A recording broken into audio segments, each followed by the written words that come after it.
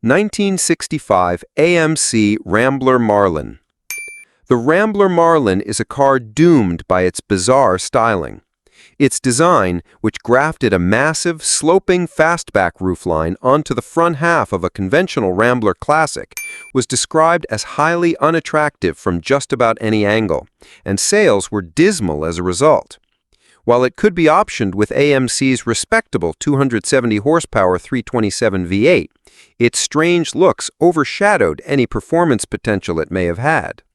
As an unpopular model from a defunct brand, aftermarket support is very weak, and finding specific trim or body parts is a challenge. Its low desirability is reflected in its value. Hagerty values a 1966 Marlin at just $14,233. A full restoration, however, could easily cost 3 to 4 times that amount, with no hope of recouping the investment. The Marlin is a quirky but ultimately ugly car that costs as much to restore as a beautiful one, making it a guaranteed way to lose money.